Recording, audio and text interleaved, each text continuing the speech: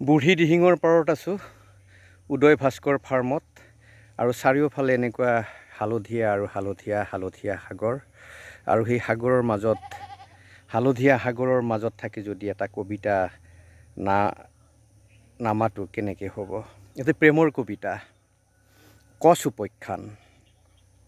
উপাখ্যান ভগ্ন শংখৰ কণ্ঠময় তুমি মোৰ মহত্তম স্মৃতি। ভগ্ন শংখৰ কণ্ঠময় তুমি মোৰ মহত্তম স্মৃতি। তোমাক হেৰুৱাই পেলাইছোঁ মোৰ বুকুৰ হাস্যোজ্জ্বল বসন্তৰ গান। চৰাইবোৰৰ চকুলত দুখৰ সংবাদ তুমি নাই এই অৰণ্যত। চৰাইবোৰৰ চকুলত দুখৰ সংবাদ তুমি নাই এই অৰণ্যত। অকলেই পৰ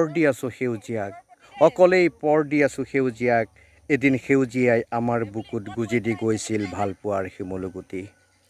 এদিন সেউজীয়াই আমাৰ বুকুত গুজি দি গৈছিল ভালপোৱাৰ শিমলুগুটি। গুটি ফুটি ৰঙাকৈ গোন্ধাইছিল আকাশ আমাৰ বুকুৰ। তোমাৰ সকলো ৰঙকে সামৰিবলৈ মই পাতিছিলোঁ উৎসৱলৈ আহিছিল বিষাদ বৰষুণ জীপাল কৰিবলৈ প্ৰেমক আমাৰো ওঠত গজিছিল মেঘ গুচাবলৈ চুমাত চকু মুদি দিছিলোঁ আমি। সেই কাতৰ উশাহত উৰিছিল শিমলুৰ ৰঙাবোৰ ভালপোৱাত ইমান বিষ দেৱজানী ভালপোৱাত যাতনা হৈছে মোৰ। সোঁৱৰণিত যাতনা হৈছে মোৰ, চকু পানীত যাতনা হৈছে মোৰ। মই পাহৰিছোঁ জীৱনৰ মন্ত্ৰবোৰ ভালপোৱাৰ অভিশাপত। তোমাৰ কাৰেঙত মৃত্যুৰ ছাঁ নাই, মোৰ হেতেলিত সপোনৰ মায়া নাই। তোমাৰ কাৰেঙত মৃত্যুৰ ছাঁ নাই, মোৰ হেতেলিত সপোনৰ মায়া নাই। মই আকৌ কান্দিম তুমি যে উভতি নাহা এই কথা মনত পেলাই। মই আকৌ কান্দিম তুমি যে উভতি নাহা এই কথা মনত পেলাই। ভগ্ন শংখৰ কণ্ঠময় নিজৰেই সৰসীয়া তুমি মোৰ মহত্তম স্মৃতি।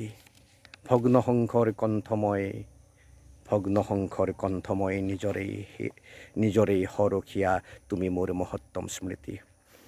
লিডুত আছোঁ অসম সাহিত্য সভাৰ প্ৰতিষ্ঠা দিৱস উপলক্ষে ইয়াৰ কবি সন্মিলনত উপস্থিত হৈ আৰু আহিয়েই এই ফাৰ্মখনলৈকে আহিলোঁ। বৰ অনিন্দ সুন্দৰ অসমীয়া যুৱকবোৰে এই ফাৰ্মখনত এনেদৰে কৃষিকৰ্ম কৰি আহিছে, বিভিন্ন ধৰণৰ খেতি কৰি আহিছে, ৰবি শস্য খাৰিফ শস্য, আৰু এতিয়া তেওঁলোকে লগাইছে এনেদৰে সৰিয়হ।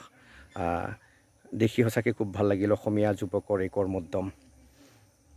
সকলোকে পুনৰ ধন্যবাদ জনাইছোঁ আৰু সামৰিছোঁ। ধন্যবাদ।